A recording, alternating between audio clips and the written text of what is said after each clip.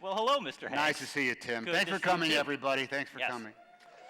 Thank you. All right, okay. Thank you, everyone. So someone just told me you wrote a book. Is that true? That's true. It's absolutely right. Okay, great. It's best to read it right side up. Well, let's talk about it a little bit. It is called Tom Hanks' Uncommon Type, That's me. Some Stories. Yes. And The Some Stories was an interesting addition to the cover because you have these, I don't know anything about how to do this, and so Peter Gathers, who was the editor, is a fabulous guy at Penguin, I said, so what are we going to call this thing? And the Uncommon Type, the publishers really loved, but then there was, evidently there were major fisticuffs in the halls of Random House as to, is it going to be short stories or some stories or a bunch of stories or stories? Okay.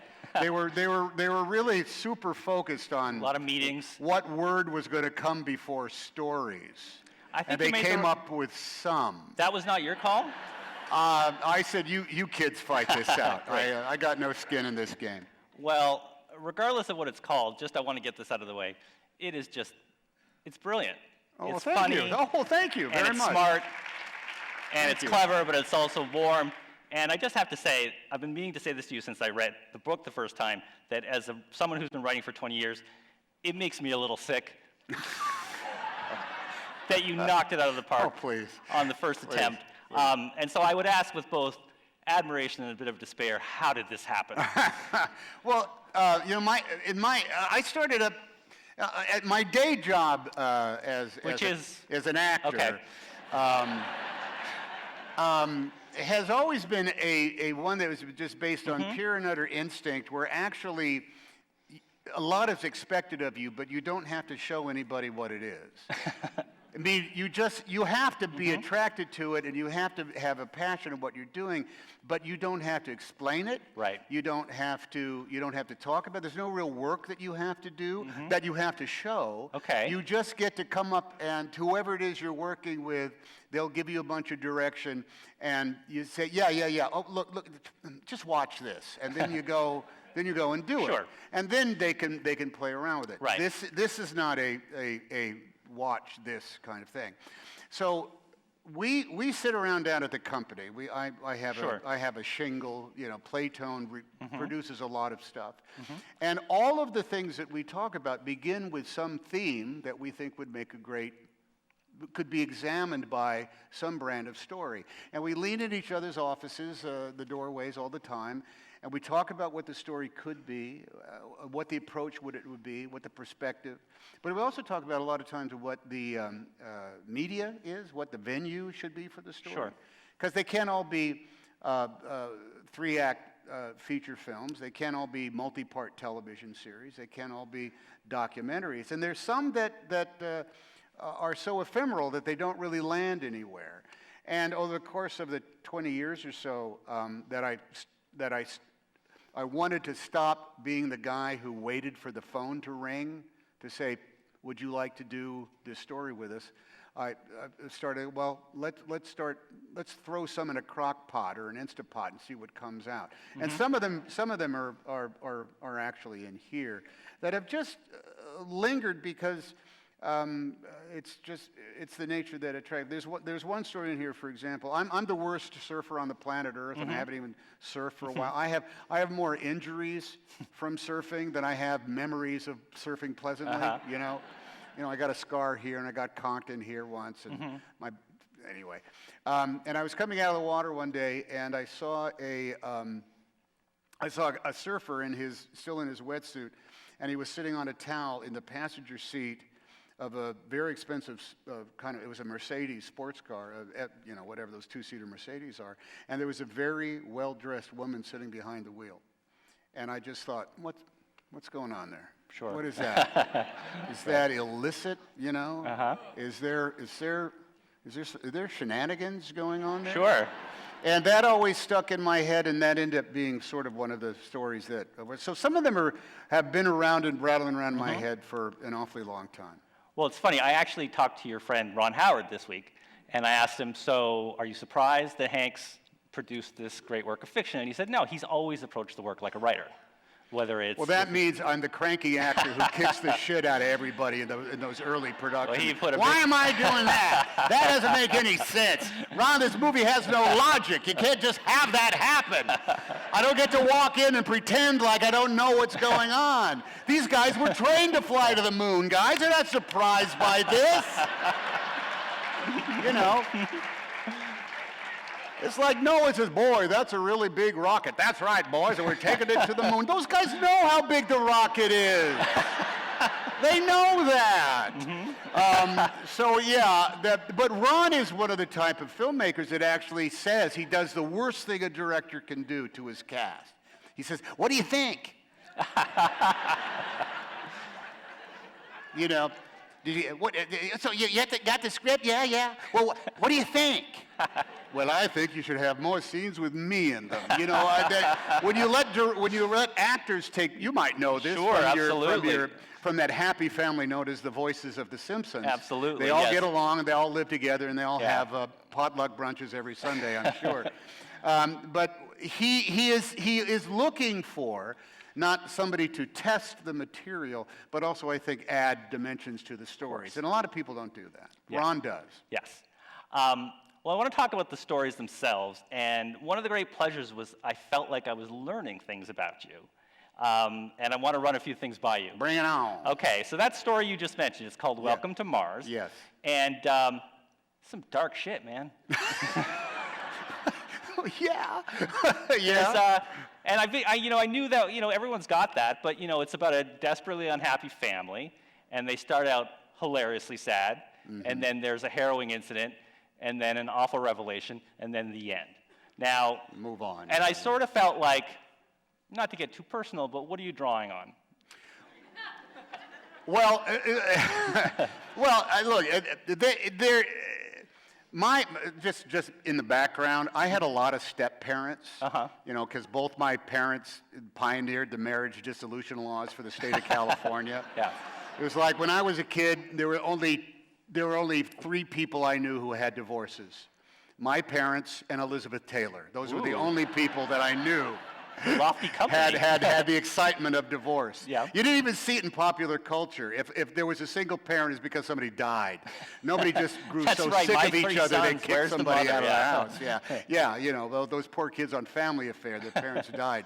Yeah. They didn't just become so, they didn't break up because of race. So I had a lot of step parents, and there was a lot of different family dynamics, and some of them were just about an awful lot of unhappy people. None of them were bad. None of them were evil or malevolent. They were just unhappy, and guess what? Marrying somebody they knew for 6 weeks did not solve all their problems. Isn't that funny how that can happen sometimes? And then that other aspect of it is, there were some people that were married for an awfully long time, and for an awful lot of reasons, they could not move on because they didn't have the money, they didn't have the structure, whatever it is. So that family that is at the top of that is kind of like hilariously dysfunctional in that they just kind of like don't get along. But they're also, the boy is the youngest and he's just starting college. Yeah. And so his older sisters have long since become adults and said, I've had enough of you clowns, I'm getting out of here. I think the detail that killed me in that story, there's an infidelity and there's different things, but when you say that the mother no longer wakes up for breakfast, I just thought, gosh. I had some step parents that I wanted to stay in bed till noon. Yeah. Okay. Or never come home from work. That was another thing that would be great. But the funny thing is that regardless of how dark the stories get or kooky or whatever, I don't sense a lot of villains. I don't see a lot of antagonists in these stories. For example, the first story, it's called 3 Exhausting Weeks. It's about a relationship that's doomed. And I kept asking myself, who's to blame here?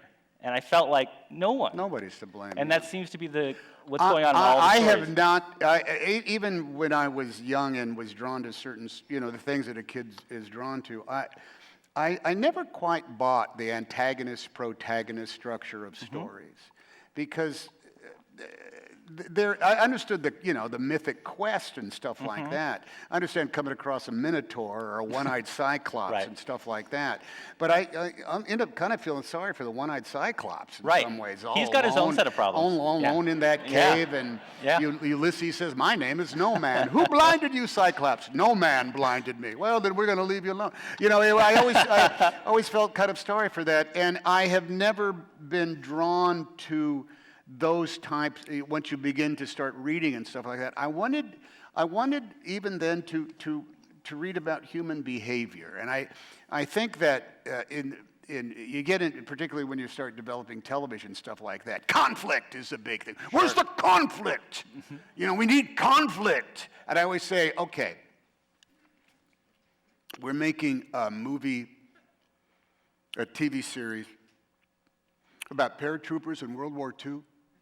I think we know who the bad guys are.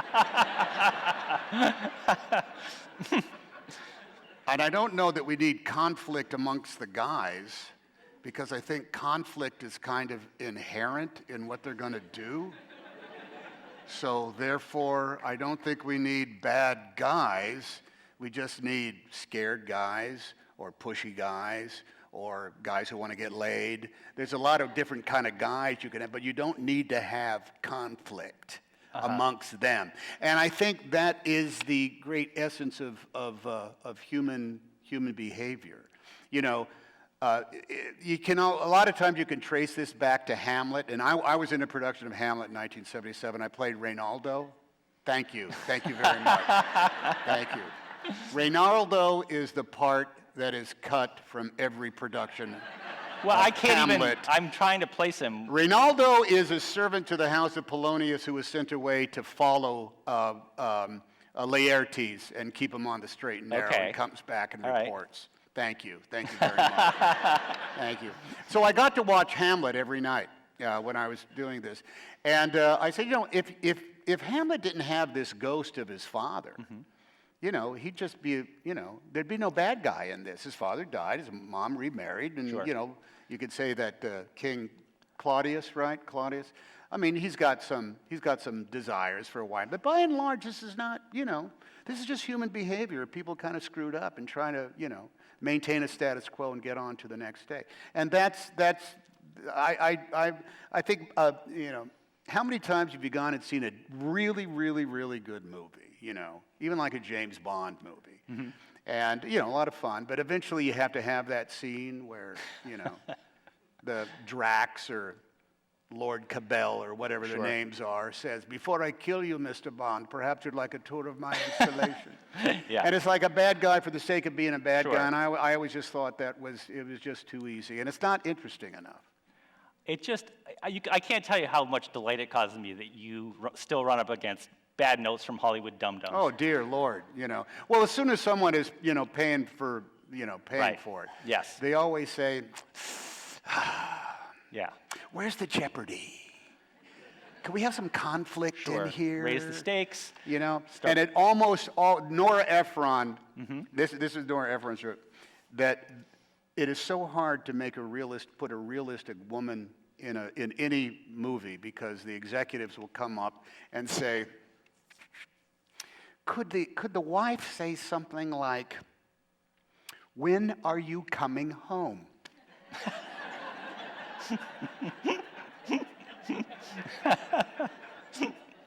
To the guy who is flying to the moon. Or parachuting in behind enemy lines. Yes, I know you trust your training. And I know this is something you have to do. But as your wife, I just want to know, when are you coming home?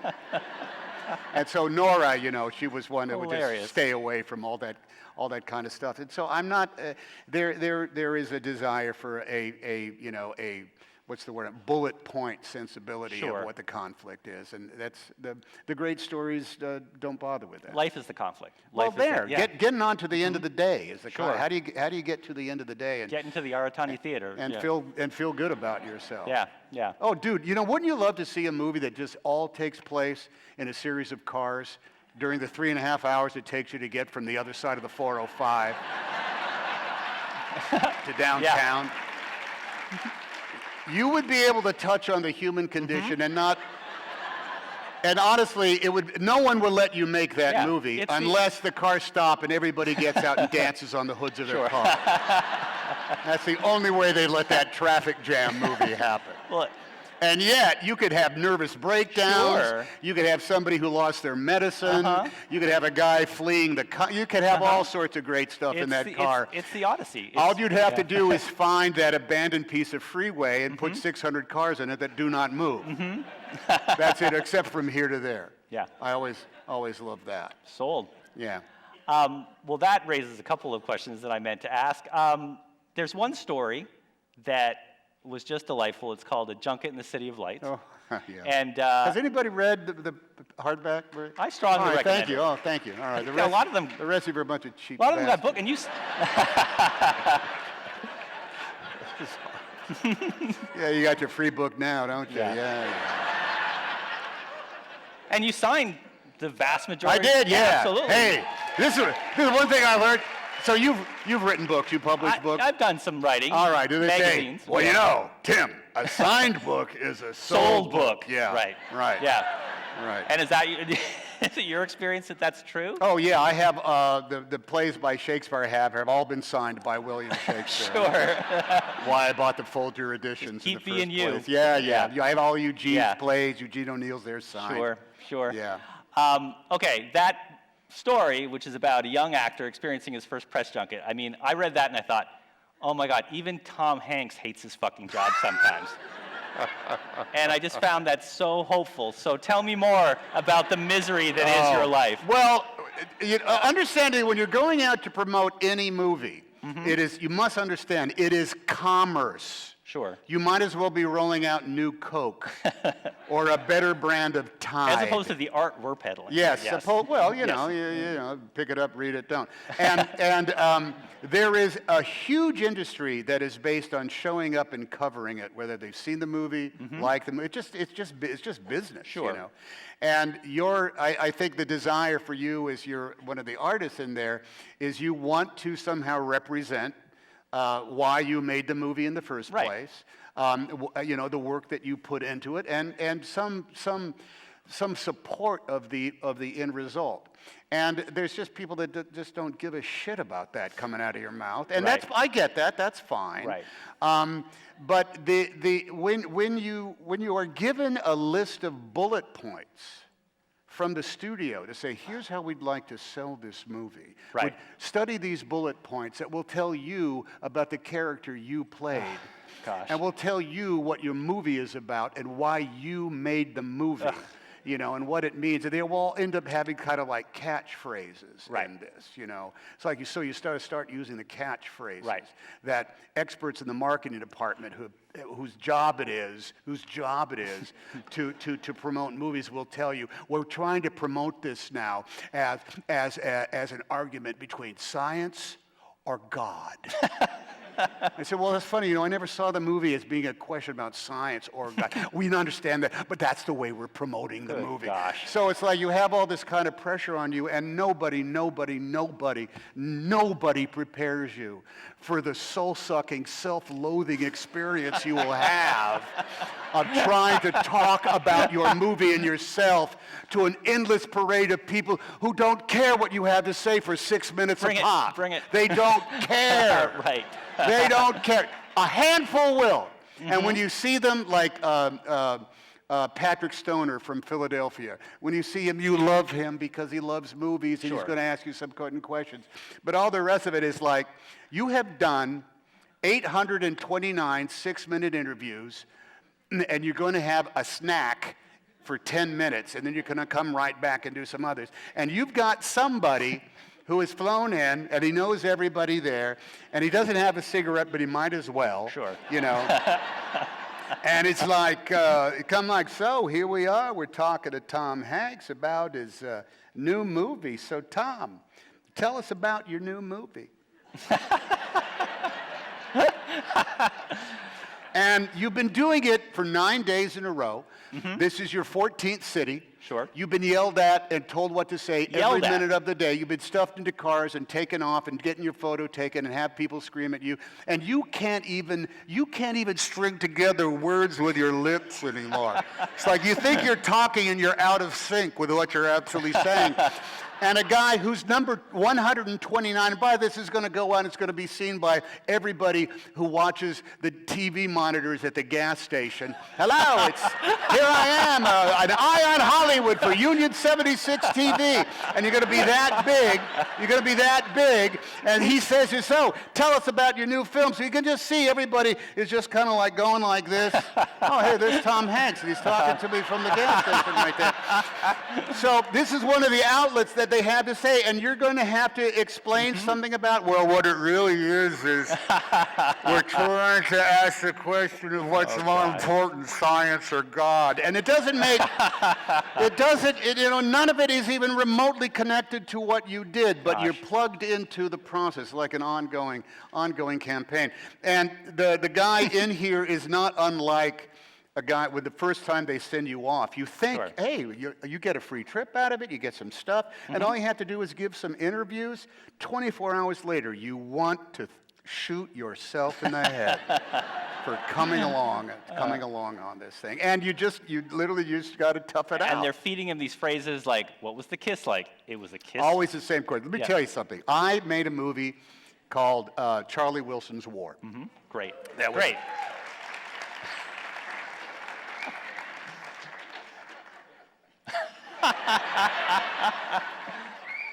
This is why we all do this.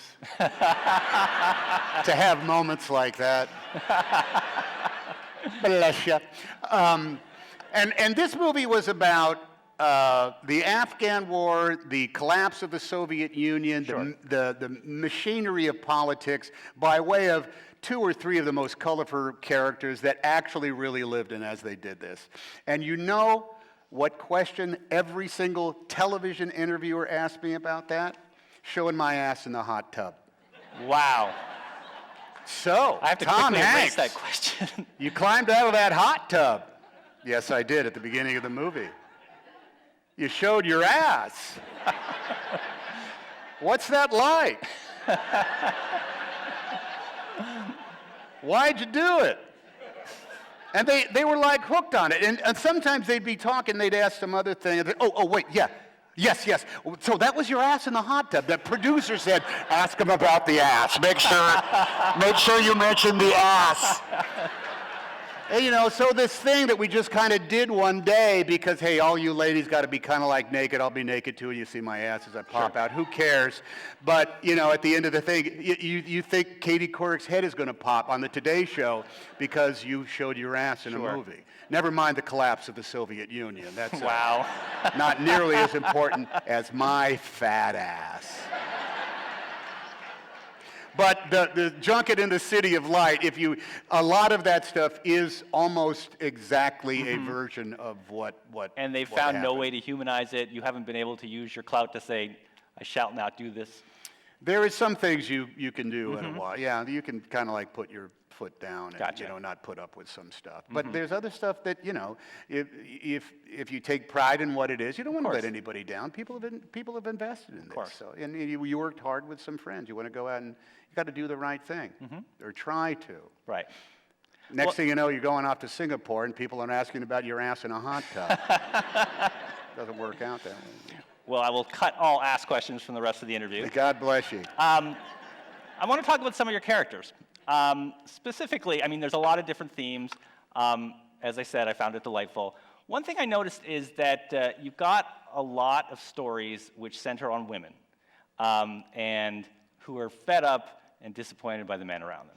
And I just want to know, or maybe I'm projecting. I don't know. Ripped right out of my Filofax? Is that what you're saying? I just want to know how does it feel when you're writing from a female perspective? Is it challenging? Are you trepidatious? Are you worry you can get it right? First of all, there is a desire not to just write from the perspective of a guy. Right. Because after a while, it just becomes too, I don't know, you just start singing to the choir a little Sure. bit too much. But I will tell you this, I have a lot of extremely good, smart, tough women friends. Because look, I've been married for 30 years, and so there's not a flirt thing that's going on. Yeah. Thank you. My wife's in Nashville tonight, and so that means if you take the playa out of the relationship, you end up talking about a lot of really great stuff. And Sure. I have made an awful lot of movies in which the woman has not just been the chick of the piece, but it's been kind of like 50-50 Right. in it as well. So it's a shared Right. working relationship. Not necessarily with money, but they're working on that. Right. Because sometimes I've made my 50th movie and they've made their 6th. So they're a different place on the food chain. That's all right. But, Meryl Streep didn't make money. I didn't make more money than Meryl Streep on no movie. I'll tell you that right now. But so in that comes to that. And also I have a very strong, one of the most exciting and smart people I know is my daughter, who's now 36, and her friends are the same thing. And I would never dare, I think, write about, a women's perspective from any a woman. I never put a woman character story with any other rules on it other than where men and women share the same turf. Okay.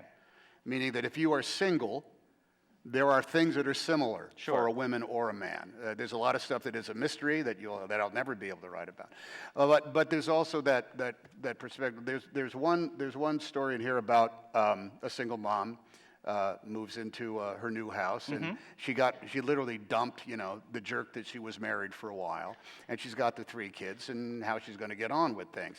That's actually that's sort of like based on my mom and a great number of other women I have come to know that have been in that same circumstance. Sure.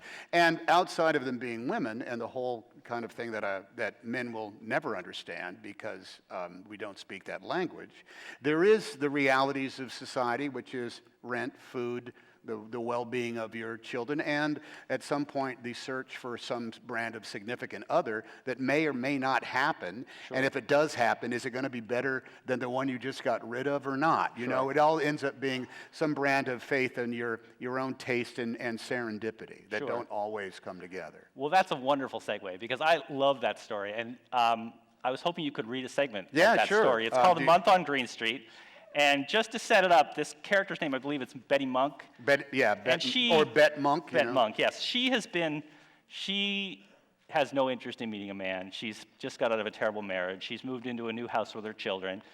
And this fella shows up on her front step with a honey-baked ham. Right. And that is sort of his means of woo, I might say. He has seen her, he has decided to give her a ham, and she's not having it. So guys, it works every time. And so the fellow has just presented the ham, and we start right there. The thing about Bet is that she has these things that happens in her head. Sure. Where things pop, and she can see exactly what has happened and what is going to happen. Matter of fact, she knew instantaneously a little pop went off in her head, and she knew that her husband was having an affair with a lady that she Right. worked for. So she has a tendency for that degree of clairvoyance that is 80% of the time dead solid perfect. Right. Okay, so She just received the ham. she just received the ham. Okay. Thanks. Can I offer a coffee in kind? Bet did not really want to spend any more time with her neighbor, a single man. She had clocked his lack of a wedding band, who, by living right next door, was the only unanticipated and undesired reality of her new life on Green Street. Still, she had to be polite. Nice of you, he said, remaining on the porch, on the other side of the plane that was the open door. But on moving day, you must have a million chores on that punch list. Bet appreciated the decline. She did have a million things to do. She nodded toward the pack of kids out on Green Street. Any of those yours? Mine live with their mother. You'll see them come the weekend. All right, got it. Thanks for this. She nodded at the ham in the bag in her hand. Maybe some ham bone soup come Friday. Enjoy, Paul said, beginning his retreat from the porch. Green Street will be good to you, has been for me. Oh, he turned back, stepping once again into the doorway. Are you doing anything tonight? Are you doing anything tonight? Bet heard those very words too many times in the last few years. Are you doing anything tonight? From men divorced, single, unattached, and lonely, guys who had kids who lived with ex-wives, who lived in apartments, who searched internet dating sites for any kind of intellectual or romantic or sexual hookup, guys who took one look at her and thought, I wonder if she is doing anything tonight. Pop! The vision. Paul is keeping an eye out of his window, looking to see when Bet Monk, divorced, attractive still, pulls into the driveway right next door, which he does. He saunters over with an excuse to take up some of her time, a piece of her mail that accidentally came to his box, a word of a lost dog in the neighborhood, concern for little Eddie's sprained ankle. He'll linger too long, chat too idly with a look on his face, hinting of neediness. Bet's mind processed this vision, the very first blemish in the fabric of her new life on Green Street. The guy next door looking for a woman. Well, I'm busy with the house, she said. Lots to do. She drank some of her coffee. 9 or so, I'm setting my telescope up, Paul said. There's a partial lunar eclipse tonight that will max around a quarter after. Nice red shadow of the Earth will cover about half the moon. It won't last long, but you could have a look. Ah, Beth said, leaving it at that. Paul flip-flopped off the porch and across the lawn, just as Sherry came bounding up with something small in her hand, a little white pebble of pure white. Mom, look! Sherry squealed. There was some blood on her fingers. My tooth! Yay. There you go. A month on Green Street. A month on Green Street, one of my favorites.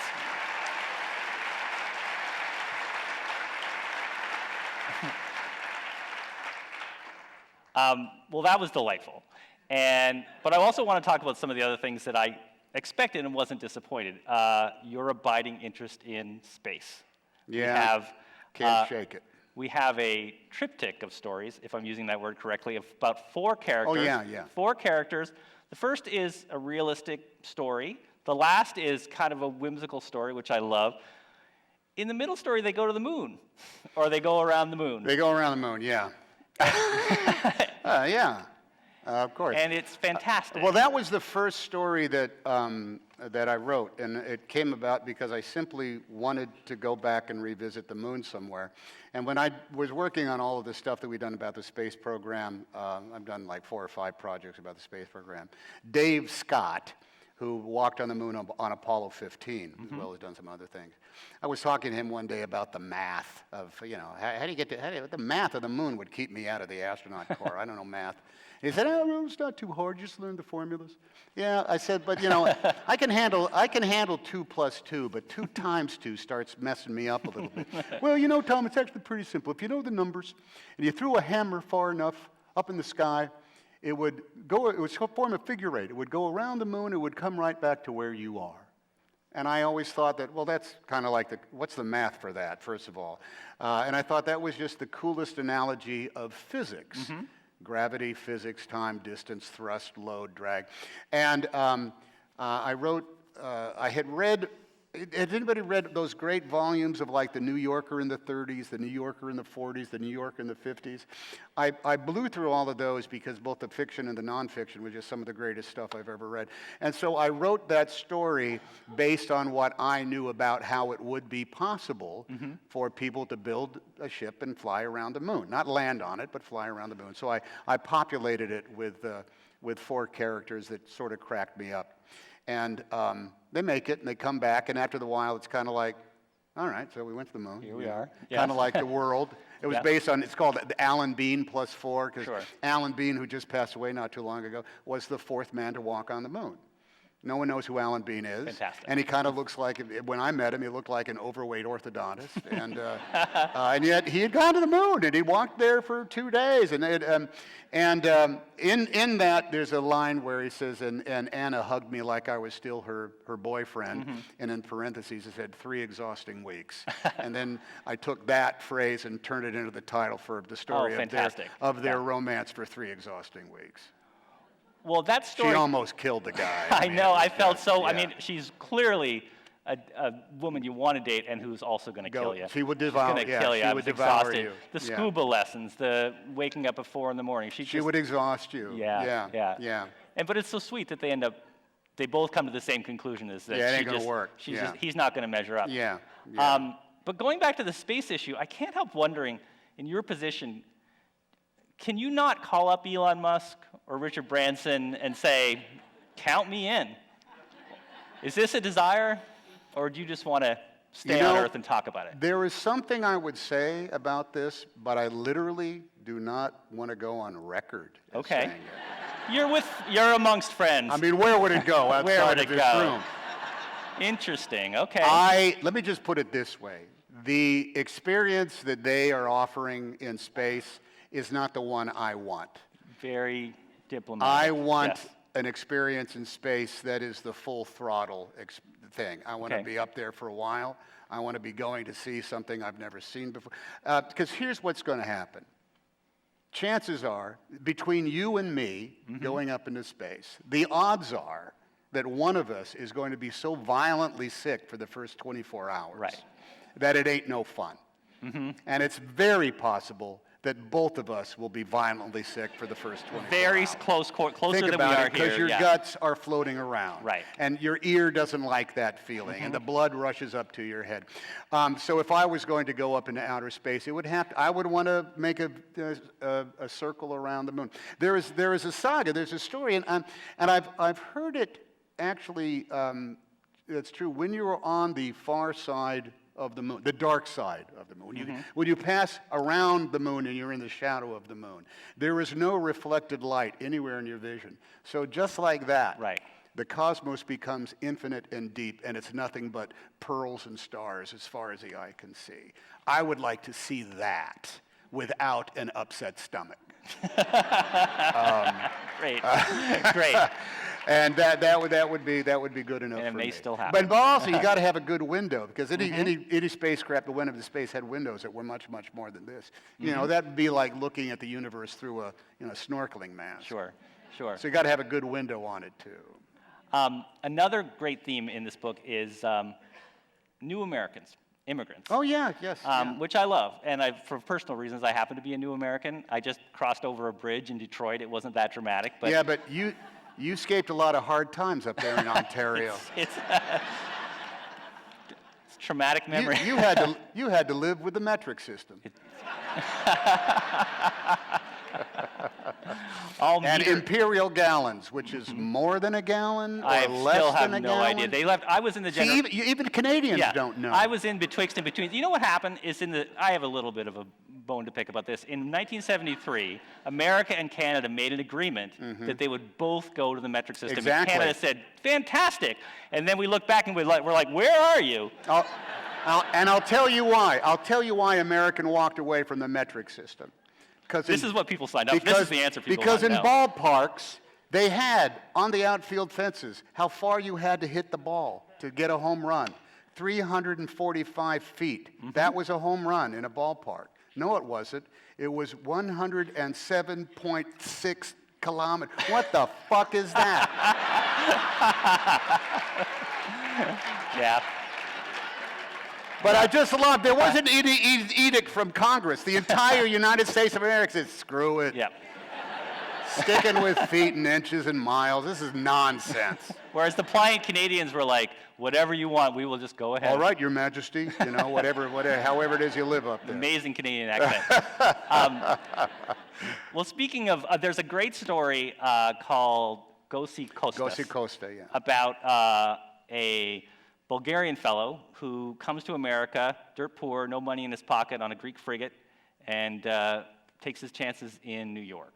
It's a story of my father-in-law, Rita's dad. Wow. He would always say, God bless America. It's the greatest country. I tell you something. I tell you something. It's a great country.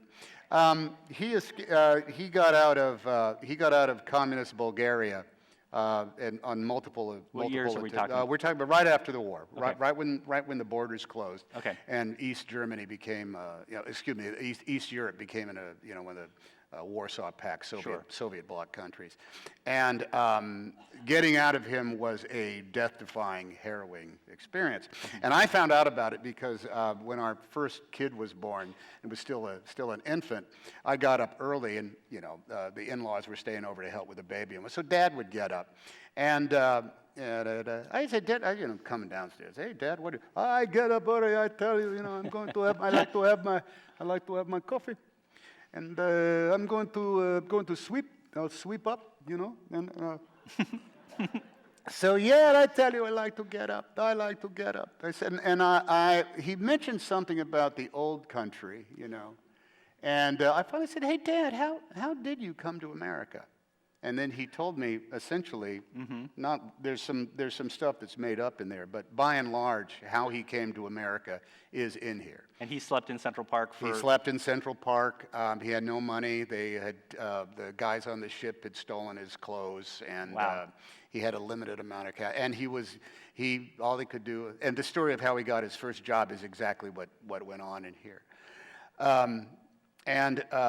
After he told that story, and he talked for an hour and 20 minutes, and I was just on it. And Wow. later on, when my wife woke up, she said, "Oh, what'd you do this morning?" I said, "Oh, honey, I saw it. I talked with Dad.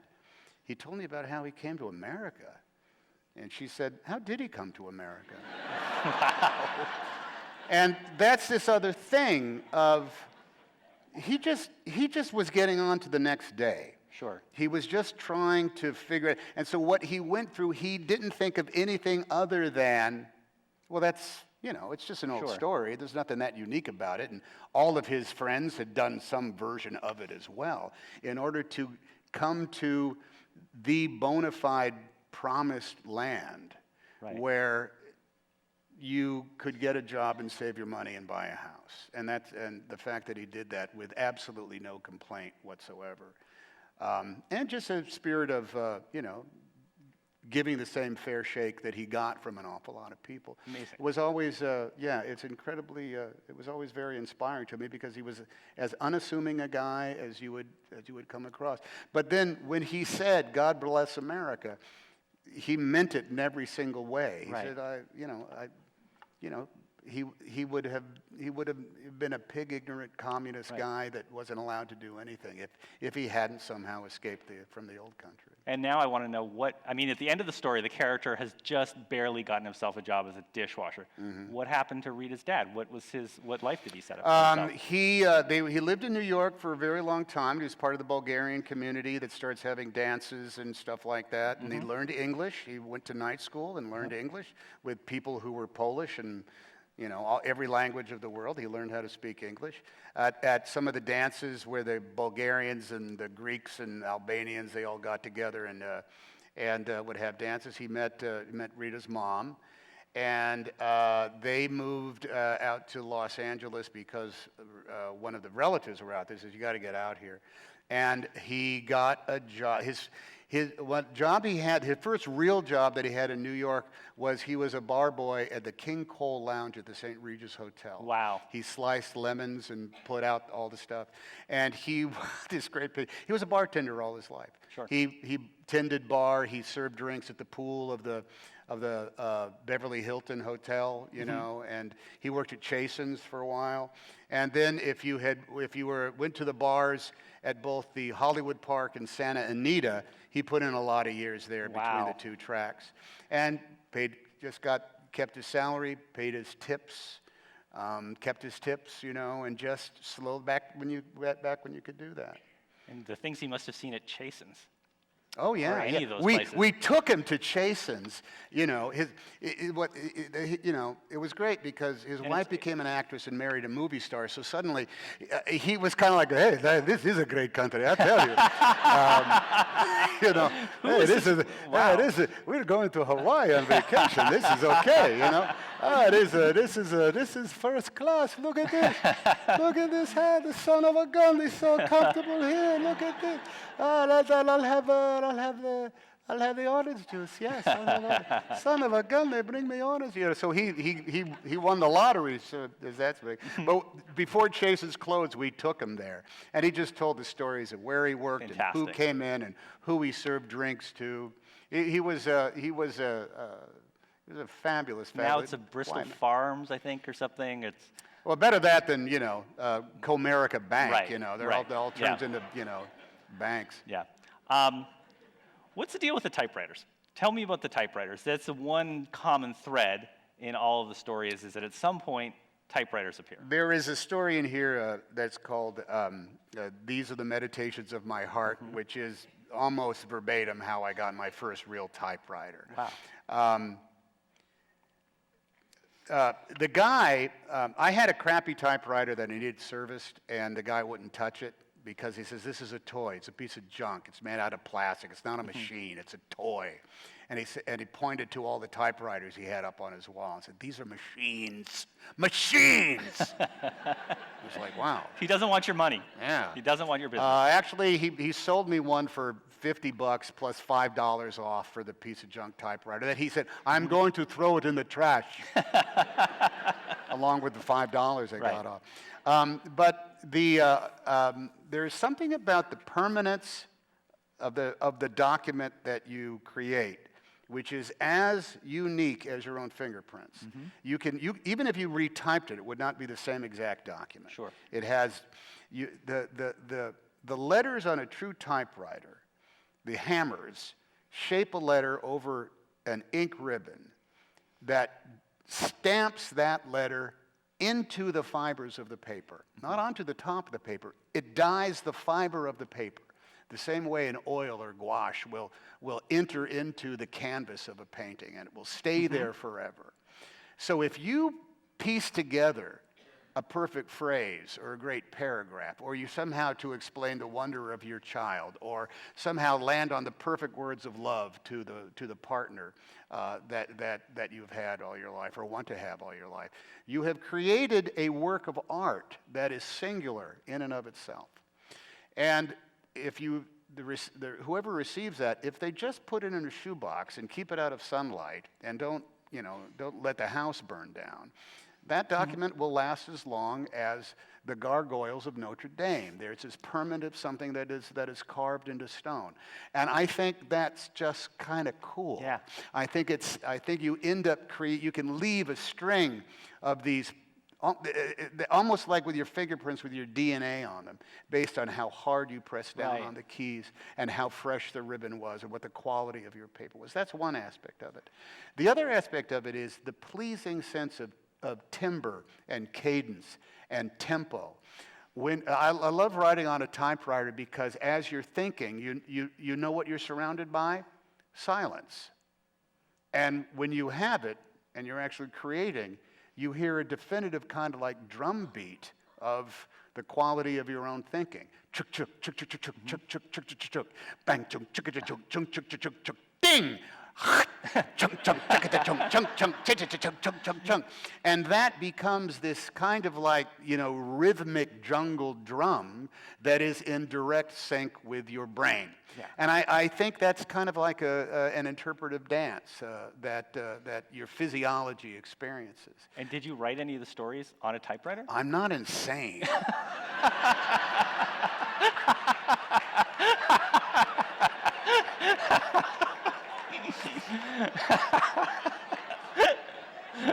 There is no way you could muscle anything more than probably 2.5 pages of a story because you think, I made too many friggin' mistakes!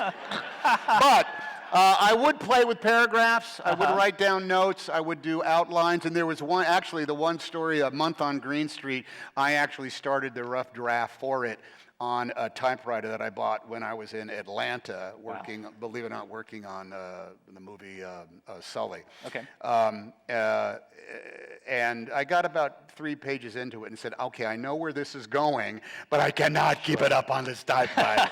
It's driving me nuts. But yet you see photos of John Steinbeck banging yeah. out Grapes of Wrath, having his 100th cigarette of the day. All right, so did you by any chance see Griffin Dunn's documentary about his aunt? I think I did.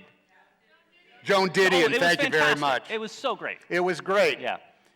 All those interviews and all those photographs, and she went through a trail of some of the greatest typewriters I've ever seen. She had beautiful typewriters, and some of them were very small, and some of them were huge because they're tools. I mean, and that's what I got from that man who sold me. These are tools with which, if you are so inclined and have the wherewithal, can change the world. As Joan, and of course, the last one, she's working on a laptop just like, or a computer just like anybody else is. But yeah, I always pay attention to what the type. She had a big ass Hermes in the background at one point, and I said, man, I'd kill for that Hermes. Well, how many do you have? I have somewhere between 200 and 250 typewriters. Now, okay, yeah. But okay, first of all, that's like having 100 and 200 guitars hanging on your wall. Right. A typewriter is only good, number one, if it's in working condition. Sure. And you use it. So I rotate those that are real typewriters. I have some that are just objects of art, that you can never get operating in good condition, or it would drive you nuts if they're too old, or they're too rickety, or they're old technologies of the early typewriters. But if you get, this is one thing. I just got a typewriter back from the shop. I have a guy in New York that services him. It's a Remington number 5. Okay. No, it's a Royal number 5. It's the size of a cinder block. It was manufactured, and it came out of the factory probably, and I'm going to say just ballpark 1922. Okay. So this is nearly a 100-year-old machine that works exactly as it did in 1922. Wow. The margins, the bell, right? Exactly. I think it's just there is no machine that was made in 1922 that works the way it did then, as the same as you can use it now. Okay. Not even a horse, because they die after a while. Right. So I think it is like this time portal thing, and it's got the same action. It makes the same noise. It's got the same rubber feet on it. It works, and it's not that different from any other typewriter. I'm just astounded that with this, it's not unlike getting a great Martin guitar that was made in 1922. It will work the same if you know how to play it. Sure. Or a Steinway piano. It will work the same if you know how to play it. Anybody knows how to type, more or less. I mean, it's not, you don't have to learn that, you don't have to learn how to play Chopin on it. You just have to type your thoughts.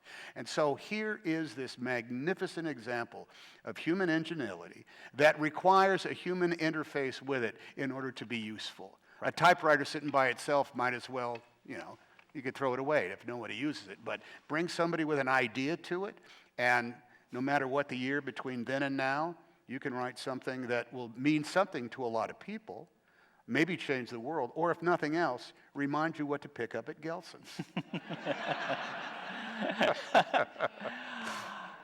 Gelson's is a very upscale grocery store here in Los Angeles that I go to when my housekeeper forgets to go to. Sorry, I don't want to burst your bubble, but... Okay, so you got your Kelson's order, and you're writing these stories. What is your process? How you doing this? Time of day, how long you doing it? Well, this is very specific because when they said, would you like to do a collection of short stories, I said, well, how many would that be? And they said, we'd need about 15. And I thought, well, I could come up with 9 right off the bat. With the one I wrote, that's 10. I can come up. Yeah, I think I can dream a little bit and come up with some more. And so I started with a theme, and oftentimes also started with a title, or a last line, or a first line, or some phrase like 3 exhausting weeks. That's all I needed. I knew what was going on from there. And then I wrote them probably linearly, meaning I started one and did not stop until I was in the long process of satisfied with it. Okay. Maybe would go back and revisit them again, but more or less I just kept going at it until I felt as though they had the beginning and the middle and an end that I wanted. Some of them, one sprang completely whole cloth out of a single meeting I had. I was talking with a friend of mine, and we were talking about Antiques Roadshow. Sure. You know, which every now and again it's like, I got like no crack, it's Tim, I fantastic. have no vices left in my life. Sometimes on a Sunday afternoon, my crack cocaine is Antiques Roadshow. You know, it's like, look at that set of glasses. And we were saying, I'm sure they'd have you. and we were talking about why that is so something to it. And he said, well, because the past is important to some of us. Wow. And I'm like, well, Wow. Then we started talking about time machines. And a conversation I always have sometimes at a dinner party is, if you could spend a day back in time, where would it be? And for me, it's always been the 1939 World's Fair. Wow. I always would want to. And so literally, boom, because the past is important to some people, Time Machine 1939 World's Fair. I wrote that story in a fever pitch. I was probably done in 2 weeks. So and lovely. It became So what it lovely. Have you became read what it was. Cavalier and Clay by Michael Oh, yeah, Chabon? yeah, certainly, yeah. It's just, there's just something magic about it. Just felt like we had the whole world in front of us. It was called The Futurama, wasn't it? Yeah, Yeah. he wrote the Futurama. There's another one it's called The World of Tomorrow. That's a new novel about the 1939 World's Fair. Oh, as wow. well. And there is a magnificent book by Phil Gallertner, Okay. who was blown up by the Unabomber. You know who Shit. that guy was? Yeah. He wrote a book called 1939, The World of the Fair, which is so beautiful I've read it 4 times because it's Wow. very, very dense and but it's like spending a long day at the fair Yeah. with somebody you It was love. so hopeful, but yet these horrors are right on the Dude, doorstep, around the it corner. lasted for 2 years, and in 1939, Poland had an exhibition, and in 1940, there was no more Poland. Jesus. Because the Nazis had taken it over, Yeah. you see. Yeah. So Amazing. boy, talk about a thing in which the world was going to be beautiful. Yeah. Yeah. Turned out to be came close. Yeah. Amazing. Amazing. Now let's talk about other writers. I mean, I love talking about you. But who are the writers that influenced you, / who are the writers that make you despair because they're so great? When I first started reading, for enlightenment, not just for school, I read sort of like nonfiction entertainment, if that makes sense. Okay. Like the works of Arthur Haley, who Sure. wrote Airport and Oh, of Wheels course. and Yeah. Hotel, Yeah. and approachable stuff for the age that I was, which was Leon Uris, who wrote Exodus and Mila 18 and Armageddon and Trinity and a few things like that. The book that really rattled my cage when I read it when I was 15 was In Cold Blood. Amazing. Because, let's give it up, because it was a novel that had happened, Right. the insights of what went on, and it was so horrifying. It was the most scared I've ever been. The Exorcist didn't scare me as much as reading In Cold Blood. But the writer that really propelled me for a loop, and I couldn't quite understand it. And forgive me, the pronunciation I believe is Chaim Potok or Chaim Potok, Sure. who wrote The Chosen. And he wrote this brilliant book called My Name is Asher Lev, as well. Okay, let's give it up. As well as a number of books like Davita's Harp. And I read everything that the guy ever wrote. And he was writing essentially about Orthodox Jews in 1956 or 1940 New York City, and sometimes with a different language, Yiddish and what have you, and all these rules that I wasn't familiar with. But I thought I was reading about myself when I was reading all these things. I thought about reading about my family. And when you land on a writer like that, who not only never disappoints you, but it's not about plot. It's not about the stories that he tells. It's about the people that he illuminates that actually illuminate your life as well. That's the stuff that I end up yearning for. I read mostly nonfiction now because I have a if it's too lazy a thing, I say, this guy's just making it up. He's making it up. Oh, best of times, worst of times. He's making it up. But every now and again, you come across, some type of novel that just, that just tears you up inside. We have a mutual friend, Ann Patchett. Ann Patchett, I love her Amazing, stuff. yeah. She just wrote a book called Commonwealth. That is so about the way people actually live, how stupid everybody is. And again, she does not write about bad people. She just writes about, confused people who are trying to make it to the end of the day. There's no, Steinbeck did the same thing. People that are just trying to make it to the end of the day.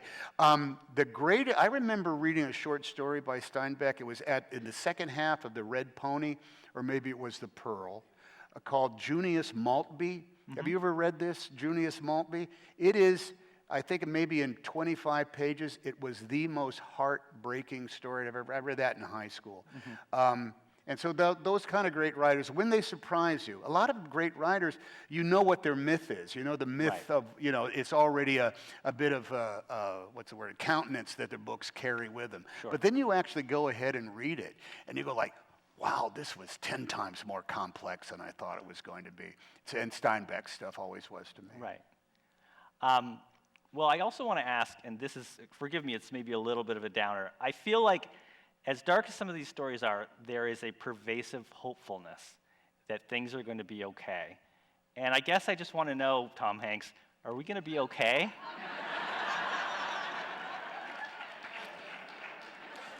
I don't want to name names or presidents, but we can use some reassurance. All right, not to pontificate too much, but okay. Please. Okay. We are going to be okay.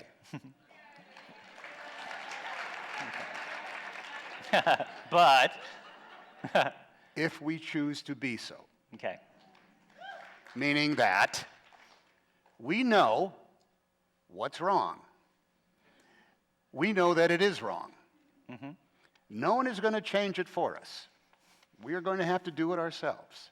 And an example of why we can be hopeful about this is because just not last Tuesday, was it last Tuesday? Yeah. 2 Tuesdays ago? When was it? It's long ago.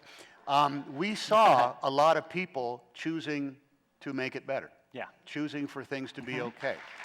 Yeah. Yeah.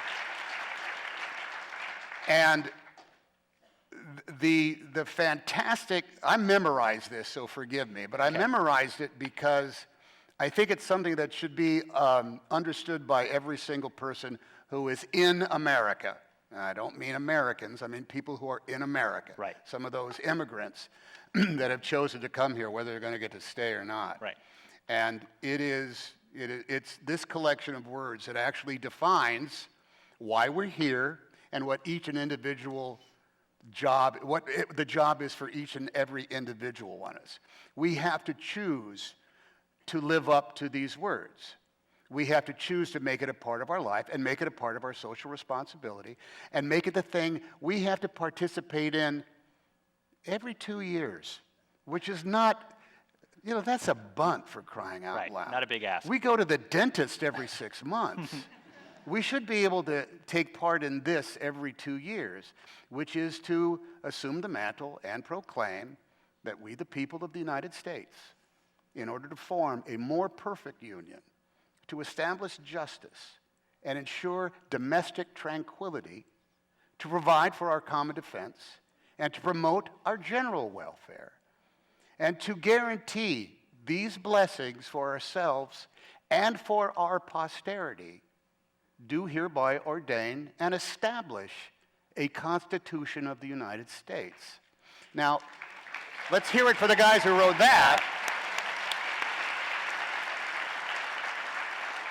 And I cannot get past the fact that the guys who wrote that were the only people that it was really meant for. They were white, they were landowners, and they were men. And yet, we now have a country in which women, any minority, what have you, anybody who can say, I want to be an American, gets to participate in that same. So here we have a self-correcting document that does nothing but continue to spread its goodness over those people who want to be made good by it. And so will we be okay? Absolutely, if we choose to be so. Great, great. Vote for me.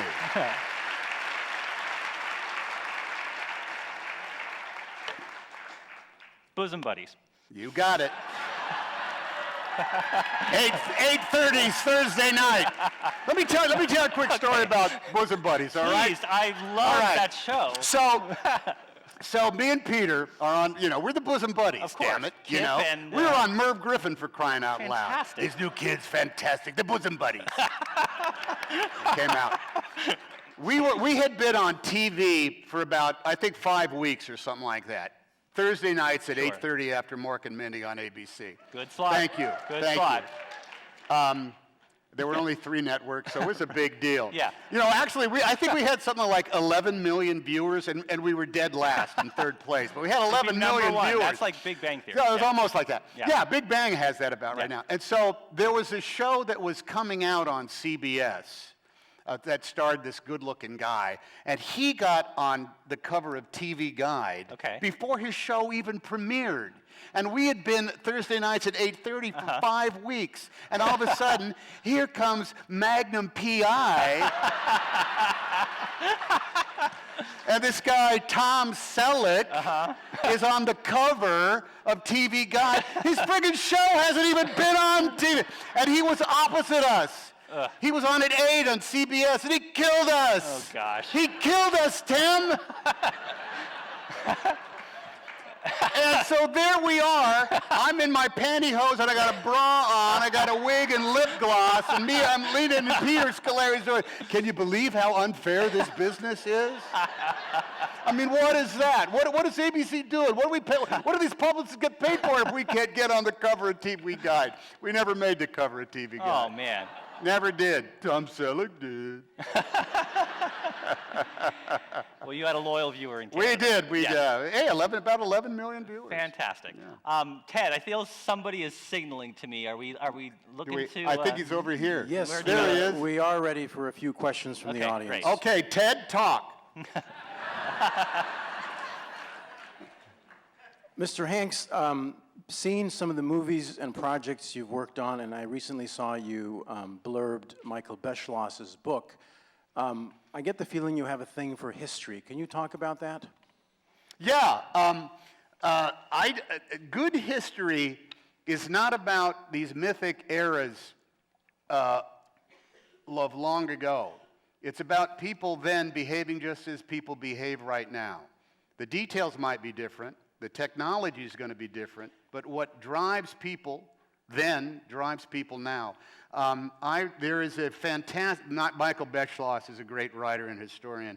The human condition seems to never, ever, ever, ever change. There is a collection of stories. It's a weird title, but it's called The Age of Aspirin. I don't know why it's called that. Between 1920 and 1940. Yeah, between 1920 and 1940, they went off and got really great journalists to write about the main story of 10 years prior. Okay. So they have 10 years of wisdom to comment on it.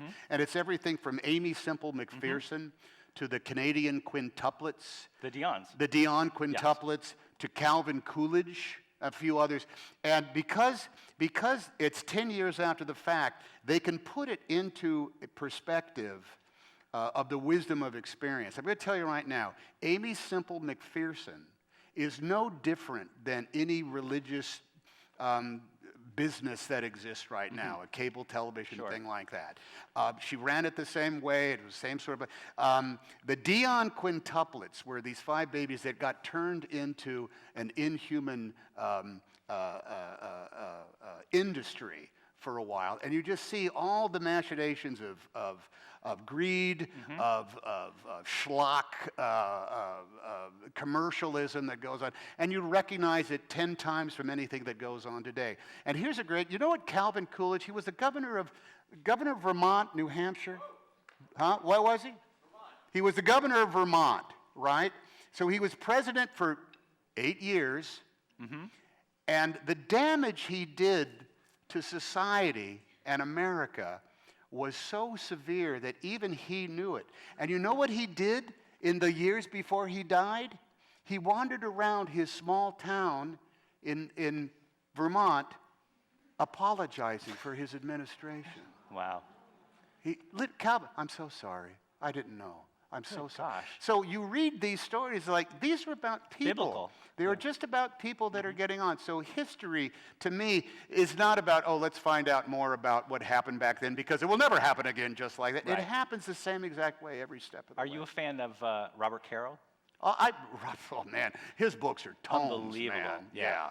His books are tomes. And how about Lyndon Baines Johnson was elected senator from Texas based on the power of about, maybe a few thousand ballots that were written in the same handwriting, ballpoint pens. They were all for Johnson. Yeah. All in the same at the handwriting. last moment, 1948. Coke Stevenson, who was the guy who was running against him, said, if this is how crooked politics, I ain't going to have anything.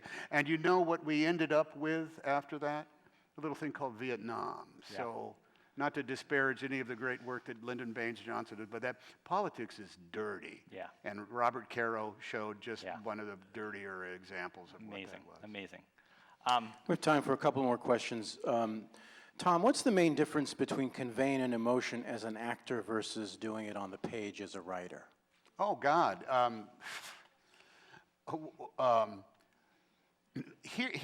Okay.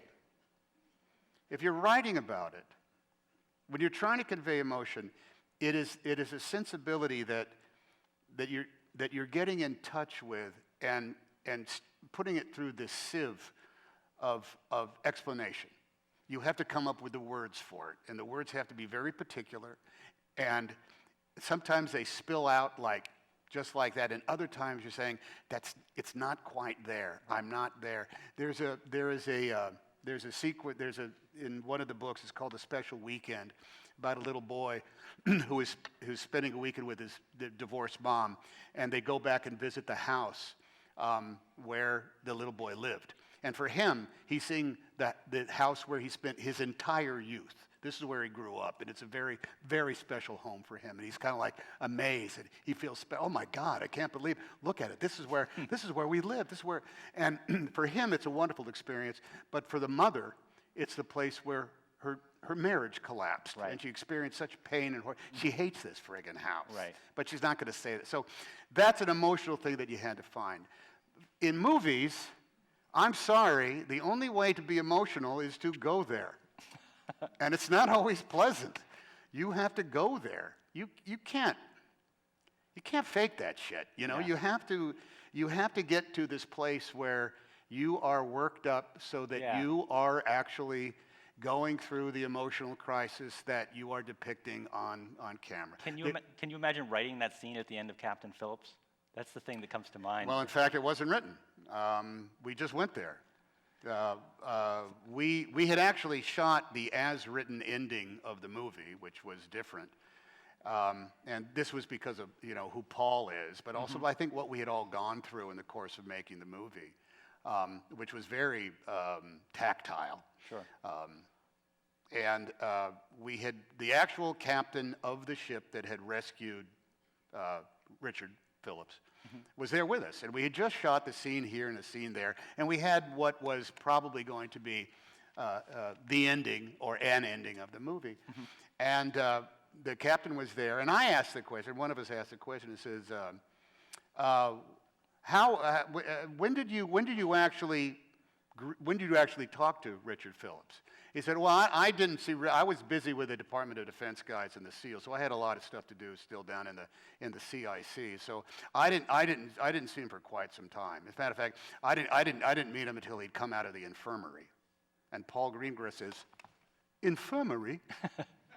So, well, yeah, he was a mess, and so we had to put him through his medical protocols. He says, could you take us to the infirmary? And so we went down to the infirmary, and the staff was there, the people who were on duty, and they all knew we were shooting on their ship, and they all wanted to maybe be in the background of some shot or something like that. So the next thing, we're walking into the infirmary, which is about the size of a bathroom. It's a very small place. And they were all in there, and said, oh, so he was just brought here, and Paul was talking to, I believe her name was Cynthia, who was in charge of it. She's a woman that's in the movie. And he said, Cynthia, what would you do if you had someone like Richard Phillips suddenly show up in your infirmary? And she went through, well, we do this, and we do this, and we check his vitals, and if he's got a lot of blood on it, we try to find out if the blood is his. We'd want to remove it. We'd, if he needed to set it, we would essentially like settle down and get a full assessment of what has happened to him. Right. And Paul said, well, do you think if we put Tom back in his kip, you could do that for us right now? And she said, well, sure. Yeah, I'm sure we could. Well, he said, just treat it like a drill. I said, yeah, okay, yeah, we could treat it like a drill. And then he turned to me and said, Tom, if we put you up in your bloody kip, do you think you could? I said, absolutely.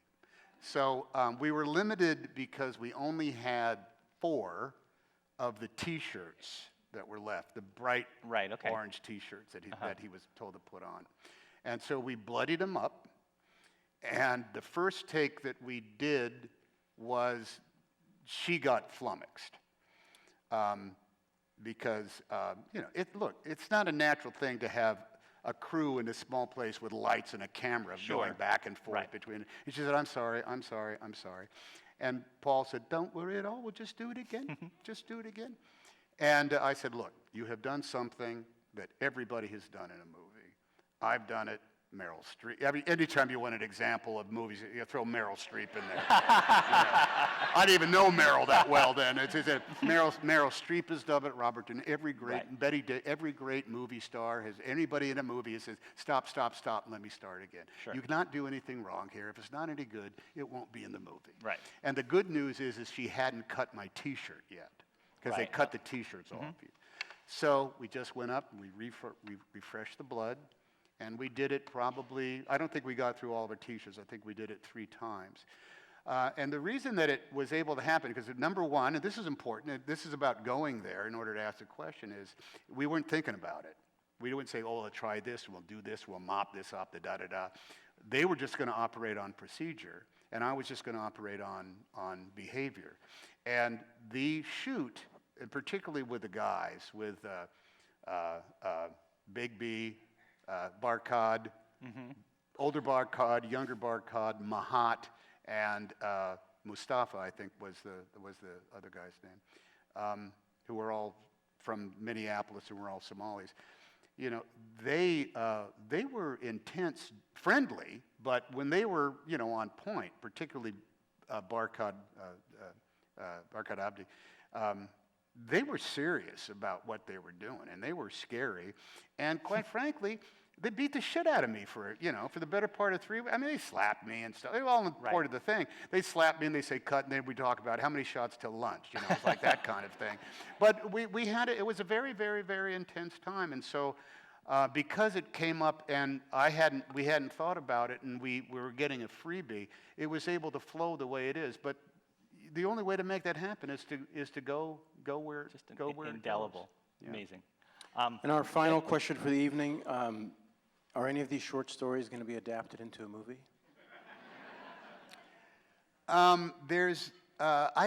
Quite frankly, I don't know. I am talking, it's bad luck to talk about any of this, so I'll do it cryptically. But I think the one that is, to me, that is the most cinematic, there's one in there that's like a screenplay. That would be like a short. Stay with us. Stay with us. Yeah. Yeah, that's kind of like based on one of the Greek myths for a thing that.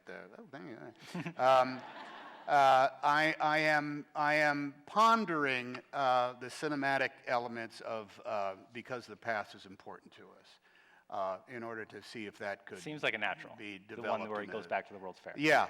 It would need an awful lot of different kind of focus. And as soon as we sold it to somebody in order to develop it, the first thing they would say is, could it have some conflict? So we'll have to come up with some stuff in order to make that happen. Well, on that note of eternal frustration, Ted, are we ready to wrap up? Thank you so much. Thank What you a very treat. much for coming, everybody. What a treat Thank this you. has been. I really enjoyed